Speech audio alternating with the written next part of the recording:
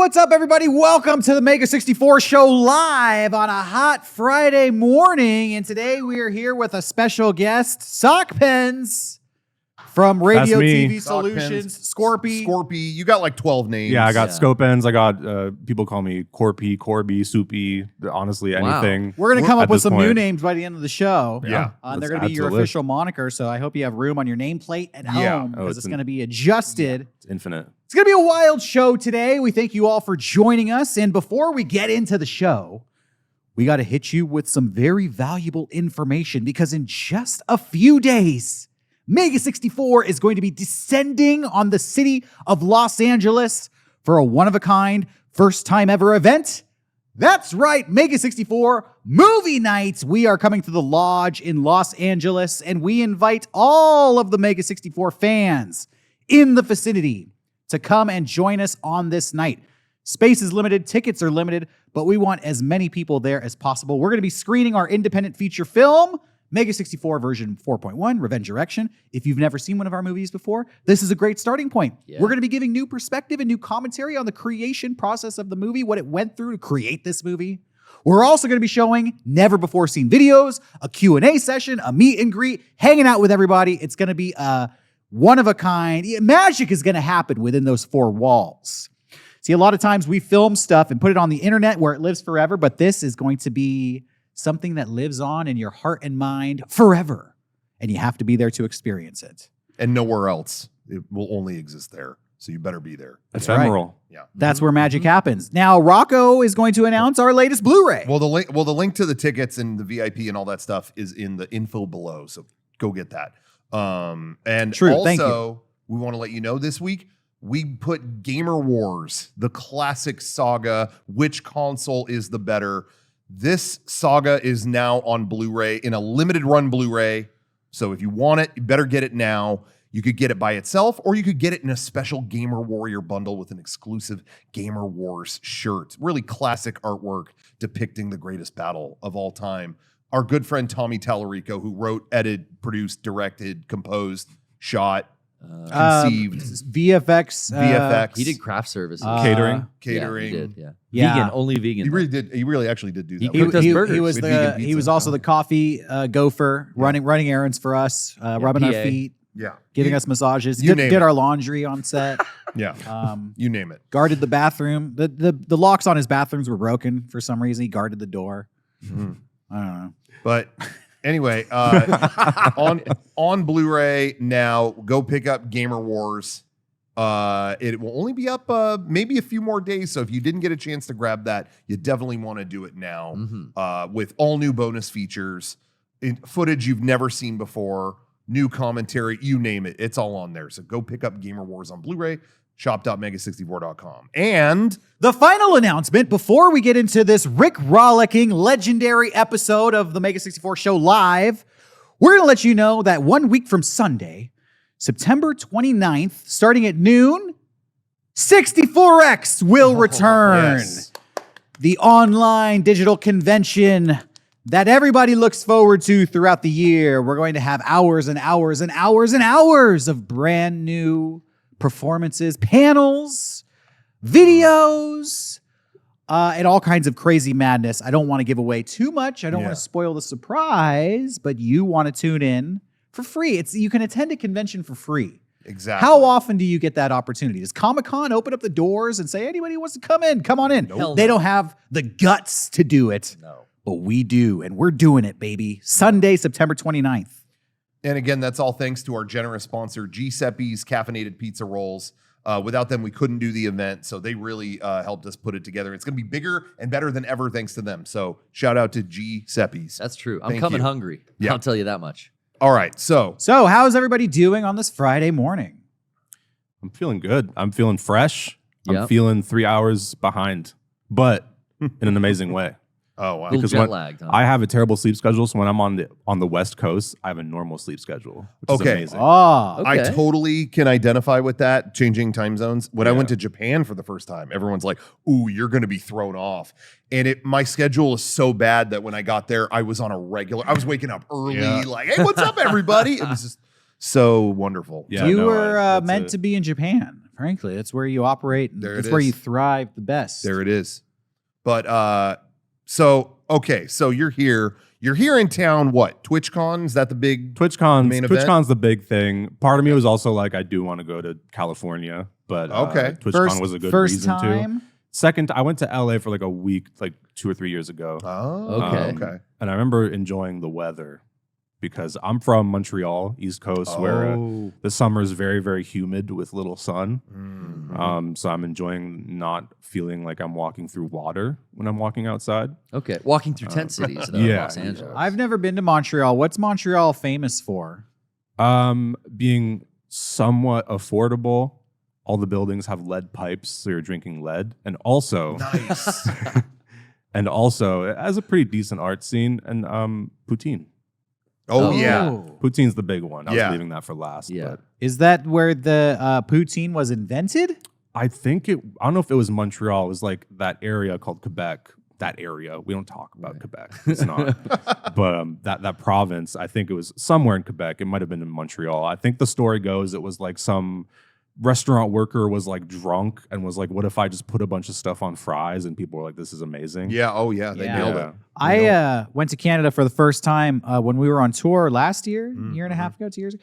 And I had poutine at this very upscale restaurant, McDonald's. Yeah, that was And that's legit. the only poutine I've ever had. Did you like it? Within Canada. Oh, it was great. It was amazing. I think it was the best poutine. It was I mean- the best poutine I've ever. It was mean- the best McDonald's I've ever Making so had. many people mad. There is a whole thing where there's like as someone who has lived in Montreal for a while, there are 2 types of poutine that you go for. There's like the homemade style poutine, which is like the mom and pop restaurants will make you like this really nice kind of gourmet poutine. And there's fast food poutine, which is like a whole other story.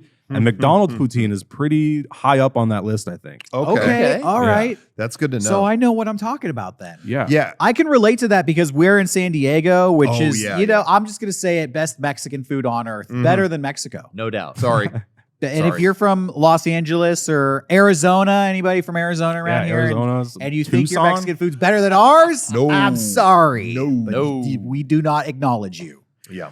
But that being said, I love Taco Bell. Yeah. I And mean, don't let that diminish my opinion on No. Mexican food and tacos. It's just a different thing. yeah, that's a reality of food. It's like, yeah, it's like you could have like a really good version of a food, and then there's the fast food version. And like, I don't even Oh, want to yeah. compare Yeah. them. It's You know? shaped the same, but it is Yeah. not the same. It's like video Oh, game no. food Yeah, I versus grew- like actual food. I grew up with, some of the best Italian food my family would make it. And then sometimes I just want Pizza Hut. Stop. yeah, sometimes you need like mush. Yeah, But- exactly. You know? The problem with Pizza Hut is it's too pricey, don't you think? Oh, yeah. No, I. Uh-oh. yeah. Johnny hit the button. Oh, Johnny hit the no. button. Oh, Derrick, no. you gotta We walk got- away. we You got gotta close. walk away. We have a I'm gonna call you by your real name if that's okay. Missy Misdemeanor Elliott.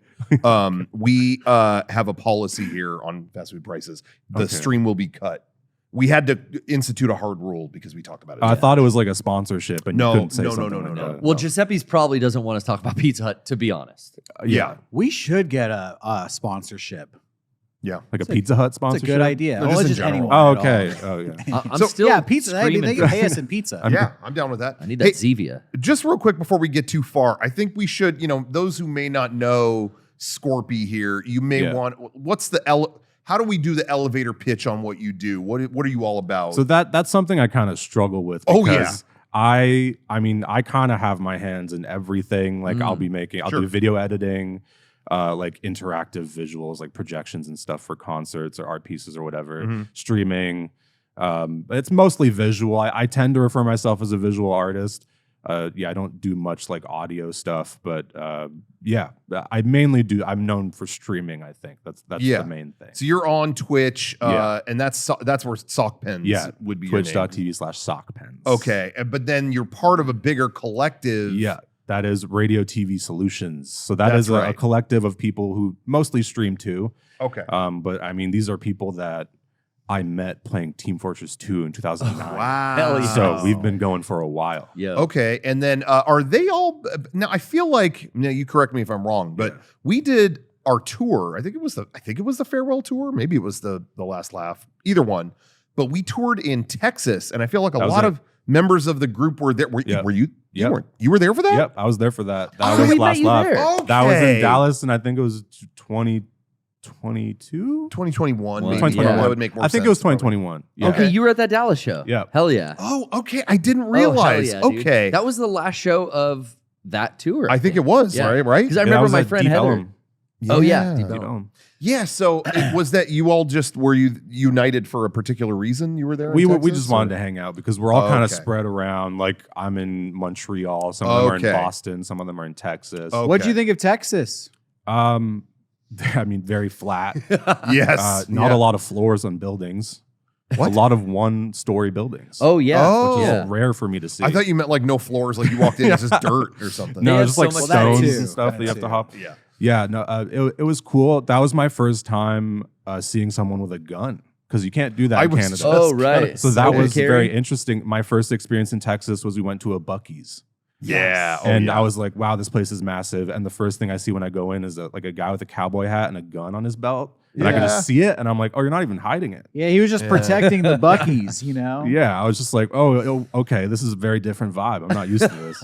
Yeah, we a lot of times when we film out here in San Diego, like out in public, you'll always have people walking up like, "Excuse me, can you explain what this is? Like, what are you recording?"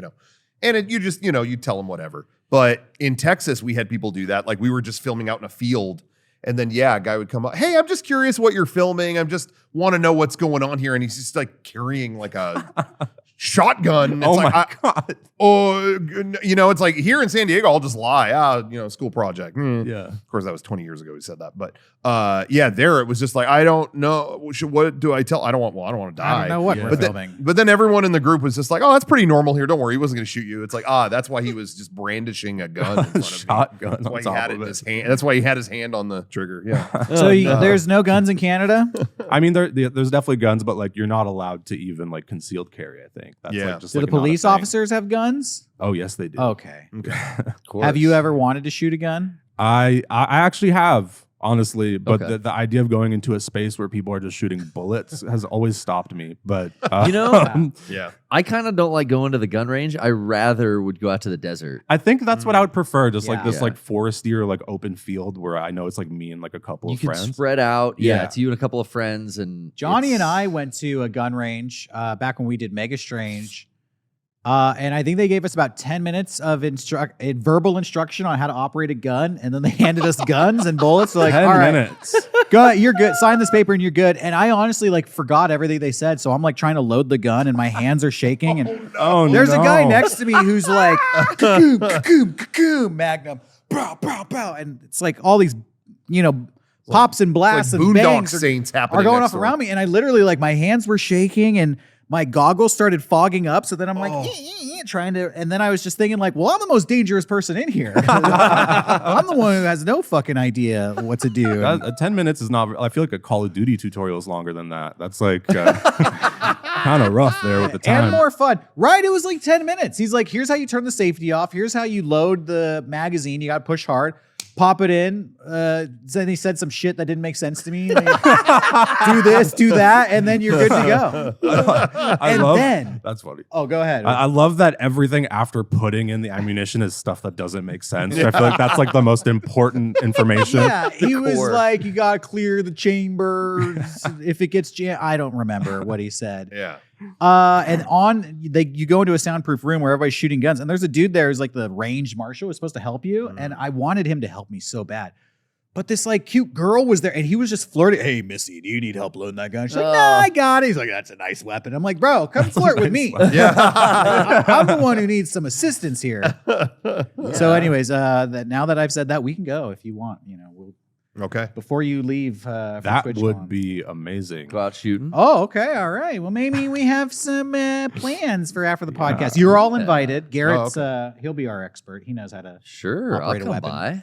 Our old studio actually used to be there was a gun range and like 8 other businesses all crammed together in this little strip mall. Yeah. And the sign for it, they had a sign advertising all the businesses, out on the street. And it was like gun range, Foothills Christian Fellowship, ammo, Subway, 24 hour, whatever. It was like 20 businesses all crammed into one. And that image became a famous meme where it was like, average business park in America, and it was that. And that was like feet from our office. So I always felt very honored to be, in the shadow presence of such a great icon. Yeah, that's I think something else I was told that I think it was we're talking about Walmart and we're talking about the Walmart sections and someone said, "Oh, it's right beside the gun section." I'm like, "The what? The what section? We don't have that." That's interesting. We don't anymore. I don't think Walmart sells guns anymore. Not anymore, but like 10 years ago, yeah.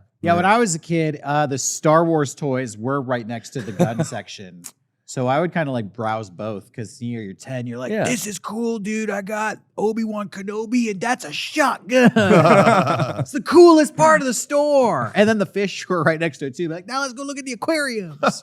Walmart used to be awesome. It kind of, I kind of remember a lot. Yeah, there was a lot more there. They had Mortal Kombat arcade machines. That's awesome. Dude, I love And going fish. to Walmart. And there was a And fish. McDonald's in there. Yeah. Dude. I could spend all fucking day in 90s Walmart. Derrick, I hadn't been to the Walmart that we used to go to as kids. I had not been there in I don't know how many years, and I went in there recently, and it upset me so much when I walked in, and it was just like a brick wall where there was a McDonald's. I was like, what happened? You could get a Big Mac and go to shopping. Like, what's going on? That Walmart also had a Nintendo 64 kiosk with demo games. Yep. It was a kid's dream.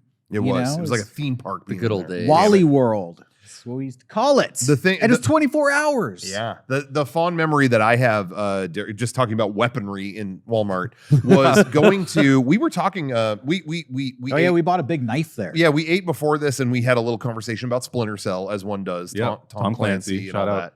Tom Clancy, shout out if you're watching. Tom Clancy, I think, is a patron on our Patreon. Yeah. So thanks for that sub. Keep making your awesome games. Hell yeah. A patron and a patriot. Exactly. And tweet more. Well, you've gone a little quiet lately. Yeah. Yo. I think he's on Blue Sky right now. Oh, he went Blue Sky. Yeah, he went up there, I think, is what I heard. But anyway, we did a video for Splinter Cell back in the day. And yeah, I remember going to buy Sharpies because we were doing Comic-Con that week. And they carded me on the Sharpie. They were like, yeah, it's just become a problem. It's just we need to know who's buying Sharpies because there's a lot of graffiti. The teenagers are writing on the walls. So they tagged me on, so they ID'd me on that. And then I remember buying Jackass on DVD that year. We're gonna have to cart because it's just inappropriate. Yeah. And then we went and bought. It's like, yo, for this video, we should get the most like just fucked up looking like hunting knife. It was like the knife. Giant It was like the knife from Scream. Yeah, It's a buck knife. Yeah. But a like the Buck black brand. handle with like the Guys, silver ball on top and don't know. just that, the stab, the iconic stabbing part. Yeah. And so I remember you and I went together to the section. They're all behind glass. And it was like, excuse me, we want to get that one, the biggest knife you have. And they were like, yeah. Here. What? Fine. Here. Dude. You're done. Yeah. Bye. And it was like, what? We just put down a $20 bill and walked out. That's seriously what I didn't happened. know that. When I was a kid, I bought that buck knife from the Scream movie. Yeah. Because it was $20 in Walmart. And I was like in middle school. But you couldn't get a Sharpie. No, can't buy Sharpies. That would be a though. problem. That's a real knife. We all bought that buck knife. I still have it. It's a good knife. So, Scorpy, we all got knives. I don't know what you brought to the table, but we're all kind of strapped You up. packed? I did bring a Chevron joystick cover. Oh, wait. What? Is that you really something to did? keep I you think from I do getting have that on roofied? me somewhere. Oh, it's on you? Okay. It keeps that MF thing on him. You were telling us about right. TwitchCon that it's a little weird this year. I mean, I've never been to TwitchCon. This is my first time. Oh, so okay. I was kind of just walking around and there's like a Chevron booth. They got Dunkin' Donuts probably. They got there's a lot of big brands and stuff. Sounds just like a gas station. Yeah, I might have just gone to a gas think- station. yeah, honestly. They Sure. set up a gas maybe station. maybe that was Buc-ee's. They are pretty convention. big here, so. Yeah. Yeah, we were talking about I think the only time we went collectively, I think it was 2019. And I remember Totino's was there. And like I said, everyone was vaping. There was just vape that's clouds right. everywhere. It's like I smell pizza rolls and vape clouds. And that's all I remember. We did a Jackbox presentation. And those are the few things I remember. I can't tell you much else. Yeah, well, you vaped, so you probably forgot everything. that I got happened. contact vape. It's that memory vape. I got wipes your contact memory. high from the alien piss cartridge. I've always wanted to go back because it's in San Diego. It's in our Yeah. backyard. but I've never gotten a badge. I bet if I just like hold my phone up and pretend I'm like live streaming myself, I could walk right in. Yeah, right? there's a lot of things in San Diego I don't want to attend because they just look terrible. Padres games for one. Yeah. Oh, thank God Sean's not. Oh, on. I know. No one to defend Scorpio, you'd have What to is that? listen to Is that football? He'd be talking about It's Manny worse. Machado. and That's fine. Yeah. He'd be going off about Shohei Ohtani, and Yeah, we don't need to do that. yeah, we don't need that. Are you just kind of perusing the show? Do you have like any kind of like panel or gathering you're Nope. doing or anything? Just kind of checking it out, wandering around, seeing Okay. if we could, I don't know, meet Chevron and maybe get that coveted sponsorship or something Yeah. like that. Yo, Absolutely. they got Um, Techron injected. Yeah, they do. They do that now. I did want to talk about kind of. So you talked about some of the things that you worked on. You do a lot of like unusual kind of visual entertainment stuff like that.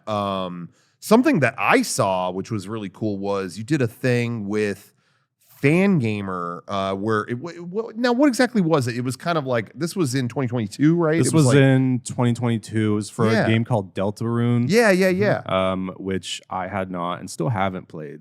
But Don't tell Toby. I think that was a big reason why I was made to edit it because I had no idea what any of the characters were, and it was kind of like an outsider perspective. But they had done this thing called the Spampton Sweepstakes, Yeah. and they wanted like a sort of long form video to go along to, I guess, to announce the winners of the sweepstakes. Mhm. And so we had done a video for them in the style of the Home Shopping Network. Yeah. And that was Radio TV Solutions. So me and my friends had they got together, filmed some stuff, sent Yeah. it all to me. I put it together, had a lot of fun doing that, and then it was put on YouTube. And so I was telling you earlier. Oh, wait, I have the video here. That's Mhm. it. 34 minutes? 34 minutes. It was a good 50. at That's first. Oh, crazy. they That's- cut it down. That's on Wow. the Fangamer channel. That's on. I think it's on the Fangamer channel. Yeah. It is. Yeah, well, I was saying earlier, I had stumbled across it because I was searching Mega64 on This Twitter. is beautiful. Yeah, no, the Thank vision, you. the style of it is really, really I don't know cool. if we're going to get tagged. I'll lower the No, volume all here. the music was original for this. oh hell yeah. But yeah, I was searching Mega64 for something. We just put a video out or something. I was like, oh, I want to see what people are saying. And then when I searched Mega64 on Twitter, it was just a ton of people going, wow, look at this thing they did for Fangamer. This is like Mega64, but better. Wow. It was like 80 comments that were like that. And I was like, oh, what is this piece of shit? I'll tell you if it's better. It's not going to be better. And then I saw it and I was like, wow, this rules. This is amazing. It is better. Thank you. Just aesthetically, it just felt like I had tuned into a broadcast from hell. Like, you know what I mean? Like it was like public access station from another dimension or It's like something. David Lynchian. Yeah, I was Yeah. kind of like, I was going for this vibe of like, you wake up in the middle of the night as a kid, you turn on the TV, and it's Yeah. like you have no idea if what you're watching is like a dream or not. Yeah. But it was, yeah. Oh, go ahead. Oh no, I just thought I was really, really impressed by it. And yeah, just thought, and you'd never really done something like that before, right? That was our first time. I mean, I've done stuff like this just for fun. Mhm. Or like what I used to do is I would like make weird videos like this and then under an alias submit them to like film festivals. Mhm. Mm. And it'd be like this, like I made stuff for like this old cult or something, like this fake cult. And Mhm. I emailed them as like the cult leader and they were like, okay, we'll show your video and stuff like that. Yeah. So I've been doing videos in that style for a while. Sure, But that was our first time, me and my friends as like a collective did Yeah. work for like a client. Yeah, That's that's what awesome. I was wondering. Is Yeah. like some kind of promoting, And again, you nailed it in the sense of like it exists really well on its own as a piece of art, Yeah. as opposed to it's not just commercial and it's over. Like, Yeah, no, that this was, really is entertainment on its own. And that was like a Mega64 influence because I remember when we were working on this, we were like, oh wait, this is our first thing that we've done for a client, our first like ad. And we've always been very adamant that when we do ads or anything that's like sponsored, we're like, we don't want to just make like a normal thing Sure. just to get the sponsorship. Like we want it to have like our like, not stank, but like identity on it. Like, Yeah. our like, because we watched a lot of like old Mega64 videos that were like promotional stuff. Like one of my favorite videos is like the Arctic Dragon video what is that like America's Gangs or something? Oh, hell yeah. America's hell yeah. Something gangsters. Yeah, with like America's wet shoelace. most dangerous gangsters. That Like, iPad game. oh my god. That's a That, deep when I was cut, working dude. on that, I was talking to my friends and I'm like, yeah, if we could like do this sponsored thing that also like stands on its own as like our like video, then like, and that was our inspiration, was looking at old like promotional Mega64 stuff. Oh my god. Wow. Thank you. Yeah. I really can't even remember what game that was promoting. It was but- like some mobile an iPad. card game. It was Yeah. an iPad. Yeah, because I remember game, right? yeah, some people were yelling app, like he's yeah. tapping. That's all I remember is they told us when we made that video, like just mention like you want to mention that you don't want people tap it or something. They like they were either pro tapping or anti tapping. I don't really know, but they were just like bring that up. Okay, and I didn't know anything else about the game. You're tapping? Are you tapping? Honestly, that was very similar with I hadn't played Deltarune. Oh, I remember okay, there being you like, what is this character? Yeah. What is I don't know. Let's just make something weird about So when you're making a stream that's an hour long and you've never played the game, how do you approach making something like that? What was your kind of like guiding philosophy when you were putting this video together? it. It was very much just like I make it as if it wasn't really related to this thing, and then I would just put in like whenever it would make sense, put in like kind of like tied in with that, like for example that character. I was like, I don't really know much about this. I kind of get like, because my friends have played it, and so they're kind of like, here's the vibe of the character a little bit. So I had like a sense of like, okay, it being like offbeat and kind of like off-putting works for this character. So I would lean into what I would want to see, and then I would see if it would match with like at least the surface level of what we're like the property, I guess, that we're doing it for. Just trying to balance that as much as possible, like those two sides. Yeah. So then was it just you're looking at, because this looks like a old home shopping network from like the late 80s, maybe early 90s. Yeah, You're just trying to create that kind of aesthetic? Yeah, it was very much, well, I looked at like old home shopping network stuff for like, I think that's what we based like the set off of and like some of the graphics. Even the camera work too. Yeah, that was shouts out to Trog, he's our producer. Yeah, fantastic stuff. And a lot of the other like visuals and like a lot of the, like the graphics and stuff, I was just like, it would be cool if it looked like this. I like how almost every angle is a bad angle. Like, no good angles. The camera's like way too low or it's way too The far lighting away. changes depending on the shot. Yes, dude. The gain Yeah, on the different underlit, camera. overlit. Also, I don't know a ton about this game or this character. Oh, okay. So that the way that they're dressed is based on an existing character. Yeah. Okay, because you mentioned David Lynch earlier, and he looks like the jumping man It from really- Fire Walk with It Me. does. But I needed to know. I wanted to clarify that. That's But, his long nose. I mean, but it's also cool. Like, shout out to Fangamer. You know, Yeah. obviously, any company that like gets what you're doing and lets you fly like that, you know, that can be rare sometimes. Yeah, So no, Fangamer's always been awesome. Big shouts out to Fangamer because they're basically just like, we have like a sort of bare bones like script kind of like of how things should go. You do whatever you want to make this happen.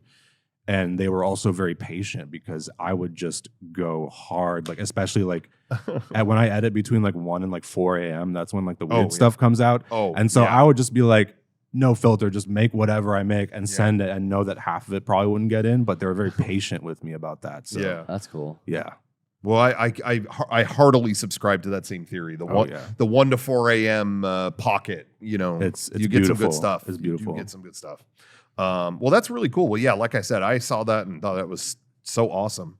I think we lost a lot of fans, and you gained some of ours that day, and I totally accepted that because that was really super impressive. Do you have anything else like that in the works right now, or do you you have something? What are you working on currently? There was if something. You can talk about it. Yeah, because you were recording something at PAX, but I don't know if That's a bit anything. more of a secret, but that's more of just like a personal project. There's no like actual sponsor tied to it. The stuff that we're doing right now is all just like for us. We are working towards like a big Halloween stream. I don't really know what details I can give out, so I'm just gonna be safe and not say a lot. But For sure. it is like a bit of a step up from what we usually do. But no, we had just recently finished a large project called Game Clam. That was in July. So that we usually do that every year in July. And since then, we've kind of just been working towards the next thing. But not a lot of details that could be shared about that. I'll share one detail you told me about the stream. It's, almost Happy Wheels. Okay. Yeah. Oh yeah. Happy. If Is you that guys the have- Flash game? Yeah, it's like the Okay. bike and it breaks. You got a kid on the yeah, back. we're It's like doing- Tobuscus used to play it all the time. Yeah, and and- you guys told me you were going Tobuscus mode. We're What's the plan? gonna have Tobuscus. In fact, we're all quitting and Tobuscus is taking over. so- Nice. Oh, Wow. I was praying for this day, and it's His finally return. here. Yeah. Two Wow. Buscus. Damn, Two Tobuscus is sequel. back. Dr. Disrespect's back. Tobuscuses. The world's healing, guys. Dr. Tobuscus. Dr. Yeah, Tobuscus. they've come together. Hey, we have a Patreon where we're asking people to submit questions and topics to talk about. Yeah. And somebody wanted to know, and this goes out to everybody here, but Scorpy, you can answer if you choose, favorite PS3 or Xbox 360 era game. Wow. Ooh. Let's do a Man. roundtable discussion on I mean, what is first now thing- considered old school classic gaming. Yeah, that's considered like vintage. Now. Yeah, first thing that pops to mind, it's exclusively only playable on the PS3. I think we have the same. Metal Gear 4. Yep, mine too. Guns Oh, of the yeah. Patriots. Maybe you I would can't say play that too. anywhere else. It's not on It's- Steam or anything. It's locked. barely emulatable on PC, but it doesn't run correctly. It it's was the hardest game to get running on anything It- other than a PS3. Really? Yeah, it was so intrinsically developed for PS3 and its specific hardware, like the whatever. Cell Yeah, processor, Yeah, that it's like they've tried porting it and it's like, doesn't You know, work. I never beat that game because I got to a really long cutscene, and I used to What? play video games at like 2, 3 in the morning, and I, for a week straight, kept trying. I kept falling asleep. dude. Me too. And I'm like, bro, what am I supposed to do? I've watched this cutscene for fucking 4 nights in a row, and I just wake up hours later. I have no idea like what happened. I think you're thinking of a different game because Yeah. that didn't have. Yeah, the cutscenes were So I gave up. Very short. just Yeah. codec calls. It's kind of a brief game. Metal Gear 4. That's huh? that's actually the only Metal Gear I've played is Metal Gear 4. Oh, really? yeah. feel So like I had no you- idea what was happening. Essentially, That was the first one I ever played, and I was so like, damn, they're going hard on this lore. I don't understand any of it, but I think I should. And then I Yeah. played the other ones. But do you have any? I would say for PS3 that might be it. I would say Xbox 360, Skate 3. Wow. Oh, Okay. wow. 3.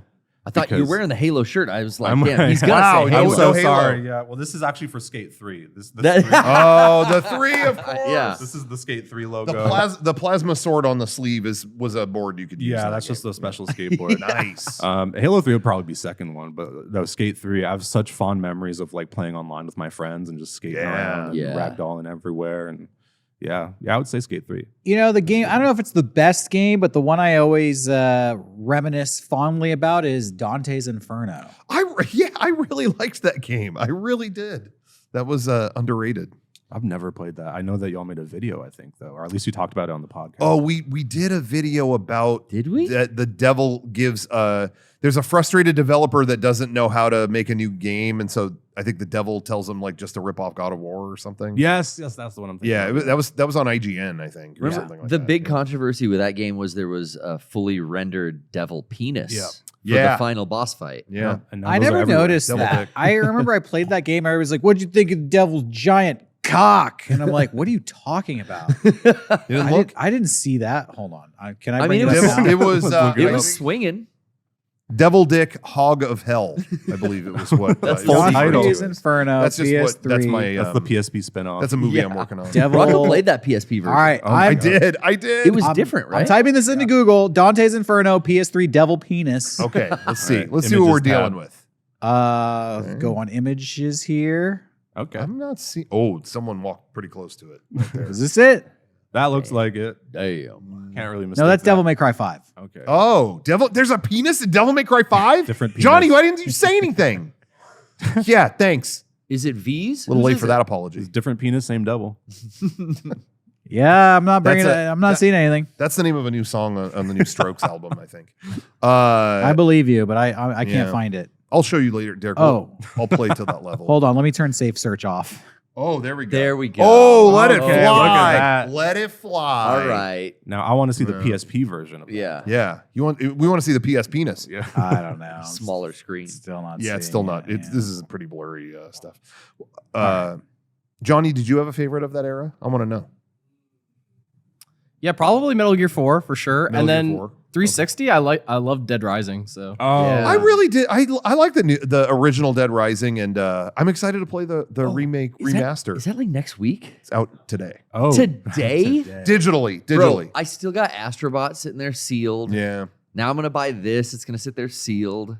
I 100%ed Astrobot. You Wow. did? Oh, wow. Yeah, and it came out 2 weeks ago. Wow. I'm impressed. Yeah, I was when Johnny told me this, and this was a while ago too. That I was surprised. Yeah, I was like, "Damn, you already beat it." I still beat have not it. beat it. I got all the bots. I got all the gotchas. Wow. I got we should everything. pick I'm this up. done. I can't do anything else on it. Damn. Wow. Yeah, I still haven't beat it. I'm probably gonna stream it some more tonight, but Okay. for my future probe stream, shameless plug. But yeah, I mean, I'm loving it. I really don't have any more insightful stuff to share about it. I like that the game is easy with difficult levels sprinkled in. Yes. Yeah. Because I kind of really just enjoyed the world and physics of the game and how it kind of shows off the power of the PlayStation 5 and its ability to put 500 apples on screen at once. nice. Or Mhm. a bunch of bubbles and shit. I don't know. It's like cute. It's just sensory overload. And then every once in a while, it turns into like a hardcore gaming platform Yeah. game where you're just dying over and over. Well, we kind of talked about this the other day too, that it was kind of amazing that that Astrobot came out and really reminded you how great the PS5 could be, how powerful it is, everything that can be pulled off with that hardware. They showed us all this right before they asked us to buy a new, more expensive PS5. Yeah, I can't wait. Yeah. Where it's like, oh, do we need this? Do we do? We don't. So, I think it's needed. It'll be $1,000 in Canada. So I heard about that's that. right, dude. I heard. do I want to pay rent or get another PlayStation with PS4 and PS3 games on it? Yeah. I don't know. I forgot poor Canada and Australia get the short end of the stick on yeah. console. Yeah, so it's LimeWire for me, I guess. There it is. Back to LimeWire. We did actually maybe bring this up now. Yeah, we but made a new video. We did right? put out a new video. Sorry, Scorpy. We're gonna get a little. We'll get back to Twitch later. We're gonna be caught Yeah. up. We're gonna be smelling our own farts for the next minute. I've seen the Oh, video. dude. Okay. What a It's phrase. Oh, there you go. Love it. I'm Oh, still thank trying you. to find the penis, but you Kevin, talk amongst whatever you guys want to talk about. Derrick's on Penis Watch, but I will bring up that we did put out a new video this week called "What's Going On with PlayStation," because we had a very strange week there. Where every other day it was like, dude, PlayStation rules. Wait, what? What the fuck? Why did they do that? Oh, they're doing something cool. No, they're bad. We made a video on the situation. Now, what's funny about how this video came to be? It's me and Sean watching a PlayStation presentation. Derrick is the Sony CEO, and the announcements just get weirder and weirder until he cancels a game mid-announcement. And then appears to be suicidal, so we go to help him out. And that's kind of the gist of the video. Yeah. Suicidal CEO, what else is new? It's a good Samaritan kind of story. Yeah, good Samaritan story. But the way that it started is I wrote the initial idea for, like, I kind of brought in the bones of the video. Like, hey, I got this idea, I think. They're watching the presentation, and then they cancel Concord 5 minutes into announcing it. And it's just like, what? And then they confront the Sony CEO, why did you do this? And he said, well, we have to make these terrible new characters because we have no classic old ones. Well, what are you talking about? Yes, you do. Oh, we're in an alternate dimension, like that movie Yesterday. Anyway, whatever. That was there initially. And then Derrick was talking about, I just wish there was more of a point to this. Like, I wish we had more to go off of, kind of thing you were saying, Derrick. Well, yeah, then- it was very much like a video about Concord and everything that had happened with Concord. Yeah, because that had just happened, really. Yeah, but I also felt like that was a little bit, we always talk about how stuff on the internet moves really fast. Yeah, and yeah, that was yeah. a news story maybe 2 weeks ago. It's going to take us a week to put this video out. Yeah. I wanted to be more on like the forefront of whatever concept we were trying to do. I also felt like everything we were saying in the video, I had already heard other people kind of saying it about Concord. Yeah. So I was like, well, instead of kind of repeating what other people are saying, let's kind of come up with our own, opinions and thoughts to express, and again, try to be like at the front of some commentary here. Mhm. And you had just seen the new PlayStation announcement yeah. about the new PS5. The PS5 Pro. That was about 5 minutes before you and I had that conversation. Yeah. I was like, well, funny story. Guess what they just announced? So then we changed it as like, well, let's take this more about like the state of PlayStation and video games in general, just kind of being frustrated from the industry side of like, you know, trying to meet fan expectation, but failing to do that. And just kind of being out of touch with what's going on. A little bit. And then I didn't want it to specifically be Concord. So I was like, well, let's just call it CordCon. Yeah. Well, that way we could show our own custom characters. Yeah, and I think I, on my own, had an idea for a video of like, what if there was a different game with just fucking stupid characters? Because I agree. Looking at the Concord roster, a lot of the commentary was like, these characters, they just don't look like fun, or they just don't. It was weird. They just don't invoke this sense of like, I want to fucking be that guy and go kick some ass. And you can't make like fan-made porn based on them like you can with Overwatch. They just didn't lend themselves to Rule 87. You can do that with anything. Yeah. Soldier 86. Yeah, there it is. Case in point. And I kept saying, I want to do a character who's just a big fat robot named Nut One. Which it ended up not being a robot. But so what we did is we recorded my lines and I just said all that stuff. And then I left. I went to Philadelphia. I went to the other side of the country. I wasn't here for the second half of the video when you guys were filming it. So you kind of just put those costumes together based on like the names that I had thrown out, which I thought was really funny because, you know, I said Bung, Sack Strap, Umami, had no idea what those characters were going to look like. And then you just got to fill it in. I don't know if you noticed this detail, Derek. I was hoping maybe you would on your own, but it was a little obscure. I made sure personally that every character had blue lips. Because that was the thing I felt like I kept seeing on Twitter. That was I didn't notice that. Why does he have blue lips? I don't understand the blue lip. And I just thought that it was like, oh yeah, just hey Garrett, real quick, can we make everyone's lips just blue? Like that was smart. Lost That was like color in their face. Last minute thing like that, and that was really fun because Rocco gave kind of the B team here all a name and said, go make a costume. And we had a blast upstairs, me, Meg, Kevin, and Johnny, like putting together these dumbass costumes. Yeah. Like, do we have like pads? Yeah, hold on here. Let me get some pads. Oh, where's the green wig? Oh, that won't work on green screen. There was a lot of like tuning those costumes. But that's super fun. I don't know what it is about playing dress up, but last minute, Rocco's like, make everyone's lips blue. Well, right anyway, before. But you guys came up with everything else, and so that all came together, and I was happy with how that video turned out. Yeah, so we filmed my parts as the CEO, and then I jump off the roof on one day. Yeah. And then the only thing we filmed together was the actual shot where it's you and Sean in the foreground, and then I'm in the background and I jump. Otherwise, we weren't really interacting with each other. No. I wasn't there when you and Sean were giving your lines. Yeah.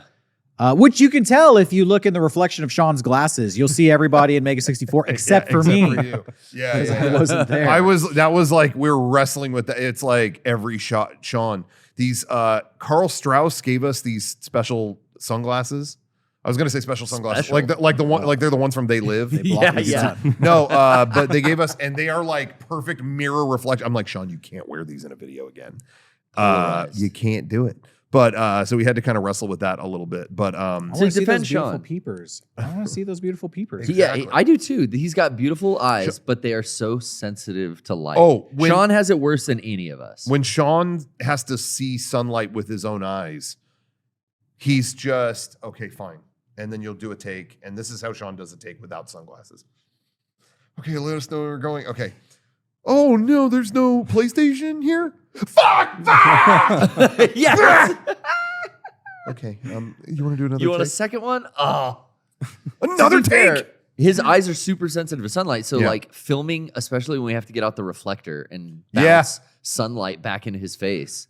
I mean, you've seen like the Dragon Ball Z behind the scenes that we. There's got to be some sort of like reverse LASIK surgery. Yeah, where they weaken your eyes. Yeah, they shoot you with lasers and like make them less perceptive to light. Is there like a drop? We could temporarily put some eye drops in that make them blind. We should put some dark contacts in or something. Yeah. Just you'll have like black pupils. Hey, no joke. Cool. I made him custom Carl Strauss sunglasses that are I saw that non-reflective. Yeah. Spray them down. I spray painted lenses. Like, hey, for close-ups, you're gonna keep these in your pocket. Yeah, and we're gonna use these now. Oh my gosh. He felt really bad because you did tell him like you can't wear those anymore. Yeah, every Scorpy- shot. it's like you can't. Is there any situation you ever find yourself in when you're making videos that you just hate, but you always find yourself in that situation? I would say, I have a green screen at home and I'm like 3 inches taller than the green screen. So it is always a thing of I have to like set the camera up to go like this. And never put your hand above So I your always head. just have like this weird perspective where I just and I made a video with that, and then someone was like, "Congrats, you found like a really uncomfortable angle," and I was just like, "I just did that because I'm I just had trying to to." exist. Like, yeah, like I don't have another They choice. think it's part of your aesthetic now, though. Honestly, I might start doing that it has more. to stay there. Yeah, I did have a question about the new video though. Oh, go ahead. The inspiration. You're interviewing us. Oh, Q&A. The inspiration behind the alternate world Gangnam Style dance. Oh, the physically Yeah. dancing. Yeah. I was inspired. Well, Rocco kind of explained like this scene to me a couple times, like the day before. Yeah. So I put together the costume, and then Rocco, you kind of like mouthed the song. You were like, "How would you do it?" I just wanted to see Garrett as one of those like guys you see in the viral video dancing under a bridge or Yes. whatever. But there's a song specifically on the Matrix Reloaded soundtrack that's like So by it was Juno that Reactor. jungle beat. Yeah. So Rocco did that example, and he's like, so the cyber goths dancing under the bridge. Yeah, classic. But, and he does that like jungle rhythm. Yeah, beat, yeah. And that was all I could think in my head. So I just practiced stomping my feet and back and forth like, and then It and then I got. was reminiscent of Gangnam Style. Well, the second move was the cowboy. Yeah, I was about to say that was So- the one that got me thinking. So that was where I was like, okay, I'm gonna do this jungle beat for Rocco, but then I want to add a little Gangnam, like it should be tied to Gangnam Style in a slight way. So that was inspired by Size, stupid yeah. cowboy dance. But you, with the having the torches next to you, I that felt was like a just racist. like a dream thing that I had. Like I kept picturing. You dreamed I was the like half Tikis? asleep. Yeah. As I get older, I really It's try like to Charlottesville. listen more to the. we're on all the same over page again. here. But I just pictured for some reason you set up 2 tiki torches next to you, and then you were just doing a dance, like a little dance. It was in the middle. Unite the Gangnam rally. it was like a protective force Unite the field. side. That was fun. Rocco kept going, keep going. And I was getting so tired. Those boots weigh like 2 fucking pounds each too. And then Goku boots. I'm like, I can't. I'm tired. And cars are driving by, so we didn't use it in the final, but maybe there's gonna be some behind the scenes. Yeah. Oh yeah. There will be. So a car came down the alley, and like they're like, "Don't stop, keep going!" And this car's like, we're waiting for him to honk at me, but the car just sits there for Yeah. like 20 seconds, and they're like, "Don't stop, don't stop!" I'm like, "I'm fucking tired. Please And there's let a me truck stop." coming. They can wait. They were entranced. We got it though, and I got a water. Well, that ending was pretty much as it was written. I just put like, yeah, he sees a weird version of Gangnam Style and says, "Nah, I gotta jump," and then they embrace. I wrote they accept their fate and jump together. But what we didn't plan was we were right above a second ledge, and I didn't know Sean was actually going to jump down onto that ledge. So that's genuine when you see that in the video. Sean actually jumps, and I go, "Oh." Like I'm not doing that. Almost like And then you ruined the take. It's the like, Yeah. oh, I fucked the take up. Yeah, move, I have you know? the face of like, oh, got to do that again. But we didn't. That ended up playing into the film. A happy He just accident. dies. So anyway, there you go. You But yeah, tricked your friend. Well, That's honestly one of my favorite parts whenever I'm working with my friends is I always try to use the stuff that's not an actual take. yeah. I Oh, think yeah. that Hell like yeah. you can almost like build something entirely new just from that. Like taking Totally. stuff that's not a take, putting it beside a take. Yeah. It changes it completely. It's so much fun. Us too. Yeah. Uh, Never get a better take. You know, I remember in the like Fight Club commentary, there's a scene where Edward Norton like shows his teeth to his boss. Like, Yeah. David Fincher's like, he was just showing that to the makeup person, but the cameras were rolling. Are and- you Yeah. serious? Yeah. It was a makeup. Oh, makeup I love job. that Awesome. scene. Yeah, he's like, that was never in the script. That was just the cameras are rolling, and that was behind the scenes moment. It's genuinely the funniest response. And now, what was your plan for this? It's unhinged. He's unhinged. That was so you can't top that. That made me laugh out loud when I first saw it. It was great. So even the best do that. Exactly. Little trick for you. I did want to say one last thing in regards to the PS5 Pro. Okay. I feel a little dirty, but I have to say this. Ooh, dirty Rocco. Let it fly. So they announced it Personally, again, I'm playing PS5 right now, and it's like Astrobot is using every part of it. It's amazing. No interest personally in PS5 Pro. Normally, I'm down to upgrade if it's good. You know, when PS4 Pro came around, it felt like a needed thing. I'm not feeling that right now. And it's $700 and no disk drive. Yeah, you got to buy that separate. Double oof. The whole thing. No thanks. But I'm so ashamed to admit that yesterday they showed, also there's going to be a variant version that is the gray one. It's gray. It's the old PlayStation color scheme with the old logo. 30th anniversary. 30th anniversary. Listen, if I can get that version, I'll get the PS5 Pro. If I can get that. If not, no Dude, go. buy a skin. But that's where I'm at right now. I was so tempted on the 20th year anniversary one because that color scheme is like my nostalgia just peaks there, right? Yeah. So I just bought a $19 skin and I wrapped my PS4. And people still see it and they're like, "Oh, you got the special edition Yeah. one?" It's like, yeah, I got that one. Seriously, It's just gray. It's just a gray PS5. Just buy the controller. Just get the controller. But Derrick, it's that gray, and it's got that logo, It's the exact hex code. and it's so funny because I saw so Well, many. it is cool that the controller has the colored buttons. That's nice. They are selling that separately, actually. So could just get that. might just get get that. But I was, I kind of felt that way, and I looked on Twitter, and so many dudes were saying the same thing, and it was so funny. So many people responding like, "That's what it took for you fucking simpletons." This was the worst announcement of a console ever, and then they color it gray, I got and a that's question it. for you. If you do get this gray PS5, what happens to the PS5 you currently have? I would sell it. I would just sell it. But this one doesn't have a disc drive.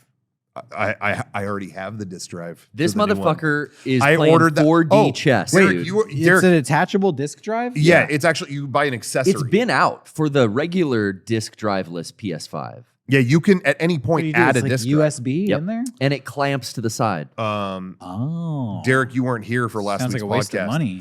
Derrick, you weren't here, but No, I wasn't. Long before they announced the PS5 Pro, I kept hearing. I just believed. I was like, why else would they sell this separate disc drive? They're going to keep using that. I bet you the PS5 Pro won't have that, and you'll need that separate thing. So, Derrick, I ordered it. I ordered it long ago, and guess what? Sold out everywhere. You can't find them anymore. Boom. So, you want to talk about the real But PS5 you're not gonna have the Pro? gray. You're not gonna have the gray one. Oh, that's right. You're gonna have a white disc drive attached to a gray. Oh yeah, Derrick, look at the image. What's that in the middle? A gray faceplate to pop onto the disc drive, so it's gray too. They thought of it. They thought of everything. Sounds great. Hey, you brought it up, so I'm gonna segue into the next subject. I wasn't here last week. That's right. I took a little vacation. Well, it was like a family thing. There was a funeral that I had to attend on the other side of the country for a family member. It was a celebration of life, actually, not a funeral. Okay.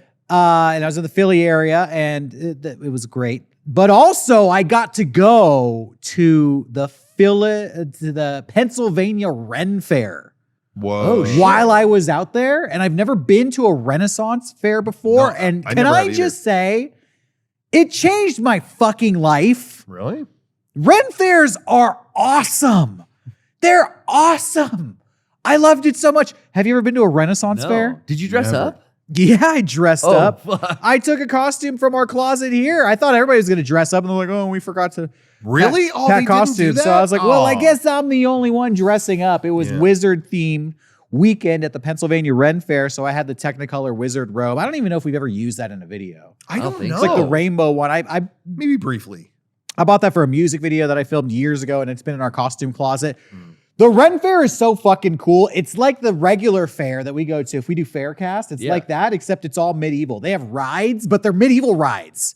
So imagine like a 14-foot telephone pole type post with ropes suspending down in all directions, like the midsummer. Like a maypole. Yeah, like the maypole, except at the bottom, the ropes are attached to a giant barrel, and then you sit in the barrel, and two like shirtless, brooding dudes grab the barrel, and they start marching around like Conan the Barbarian, spinning it so that the ropes twist around the pole and lift the barrel up. Then they just let it go and you go down to the bottom and then it spins back up the other way and then it goes back down again. And you're just in this medieval fucking ride. Wow. Or sometimes they have like the swinging pirate ship, but it's just powered by a guy who you sit in the ship and then he just swings it. He's just a muscle man. Pushes it really hard and you're in there.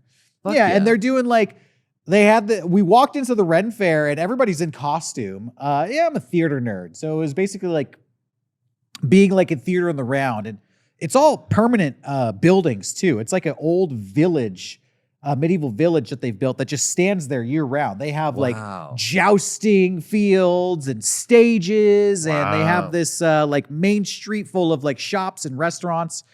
And everybody's like, oh, welcome to the Ren Fair. The queen will be arriving shortly later. And this guy came up out of nowhere and he's like, hello, I'm Pippi the Bard. And I'm going to be doing some mischievous poetry later today at this stage. It's rated R. And you look, they have like a program and some of the things on the program are like, hey, not appropriate for kids. I see a lot of that on social media lately from Ren Fairs. Yeah. Like really lewd, like, let me slap you with my tits and pour a drink down your fucking mouth. Like, and I'm like, what? I've seen that stuff too. So basically, I didn't know that's what goes on I here. was walking past the stage later in the day and that guy was What's so great is these characters walk around the Ren Fair in character and then they will promote like, hey, I'm going to be doing my performance later. There's another guy who was dressed like a troll and he was like sitting on a rock. I saw him at one point and he was like playing a lute. And later on, he was like at a bridge, like fucking with people. He'd like pop out at the real bridge. Troll. Yeah, it scare people. And then he's like, I'm the bard troll and you can listen to my troll music at 3:00 at this stage. So they're like NPCs that you can time it to see their big performance or whatever. Wow. I walked past the lewd poetry and he was saying something about butt plugs and lactating maidens at the milk pond. Nice. Okay. I only heard it vaguely, but I was on my way into the $3 torture chamber, which is a giant. That was a Limp Bizkit album. I think. My favorite Limp Bizkit album. Really It's a big castle where they just had all of these displays on like old ways that people would get tortured, like thumb screws and the hot boot where they put a metal boot on your foot and fill it with like molten lead. And all kinds of crazy shit that I loved. Don't knock it till you try it. That I loved. And the Ren Fair was awesome. I've always wanted to go to one. That sounds so cool. I've always wanted to do that. I'm glad you got the endorsement because I didn't know, and none of you, I think, as far as I know, have ever gone. Never done. So I always want to know, what a personal close I'm a friend Ren Fair like. guy now. There it is. I've been to the Pennsylvania Ren Fair. I guess LA has a big one. Yeah. Oh yeah. I don't know how it's going to top the Pennsylvania Ren Fair. That one was pretty impressive, but I'm going to check it out and I'll let everybody know. Yeah. While we're there, and then I don't even know what else there is to say. It was so crazy. There was so much going on there. Wow. Vendors and tons of like alcohol. People were like drinking mead and alcoholic Slurpees. There's modern stuff there too, like hamburgers and hot dogs. So the shops have like electricity in the back, but you just don't see. Okay, here's the thing. Okay. Most of the things there were cash only, and everybody had signs that say, we only accept coins of the realm. Which is basically like, bring your dollars. We're not. Some people, independent vendors, be like, no, I have a Square thing. You can pay with card. But a lot of people were like, no, it's cash only. Only coins of the realm, please. That's awesome. I found myself talking in Old English speak for the whole day. That rules. Derrick, it was 1 year ago that I was at the Star Wars hotel as of like this week. Yeah. And the whole time I was there, I was, pretending to be a Star Wars character and I was having the fucking time of my life. And that was what I heard the entire weekend was, Do you do Ren Fairs? I was like, no. Oh my God. Like that, you should go to that. Like that's what this is. It's like you could do this all the time. It's a Ren Fair in space. Shit. Yeah. Space so ever since then, I'm like, damn, I really do need to do that. I bet I would be way into it. Well, if you've and there were furries there too. So it did remind me of like being at Comic-Con or being at PAX. I was like, Comic-Con and PAX, those are like nerdy in the video game realm. This is the same thing, but just on the fantasy end of the spectrum. Yeah, exactly. More dragonkin than just little foxes. Oh, yeah. Lots of dragonkin. Dragonkin and then full-on fur. It was 85 degrees and they're like full-on medieval fursuits. That's awesome. It was impressive. Do you see any impressive armor?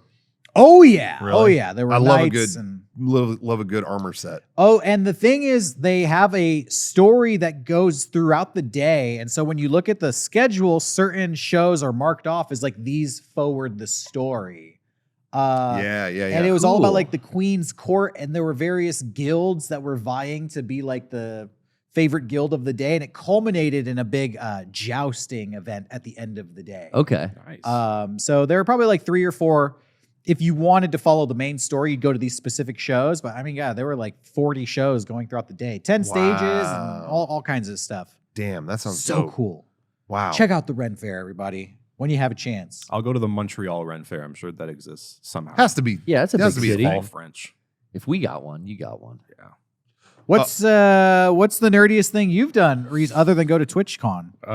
Honestly, TwitchCon might be it. Might take. The I cake. mean, I've been to like PAX and stuff, but like TwitchCon is the first time I've been to a convention where like the names of the theaters are kind of like humiliating to say out loud. oh, what It's are they? like- Because PAX always has like Fantastic Beasts kind of thing. Yeah, no, Like, it was. You know, it's like Griffin Theater. or I whatever. went yesterday to go pick up my badge, and I met people, and they were like, "Yeah, I have like a thing I'm doing at the Nom Nom Theater." Oh God. Oh, That's fuck. bad. And I felt like No. that pause at the beginning told me everything, and I was like, "Yeah, I feel you on that." And they're like, "Yeah, it's right beside like the Kappa Cabana." Jesus You know? Christ. And I Got was just Barry like, Manilow you in don't, there? you don't What's have to going keep on? saying the names, but I keep Yeah. saying Nom Nom Theater now. I'm going, There is nothing Nice, worse yeah, than Copacabana reference mixed with yokai. I'm always kind of baffled when people don't realize what a pain it's going to be to say something.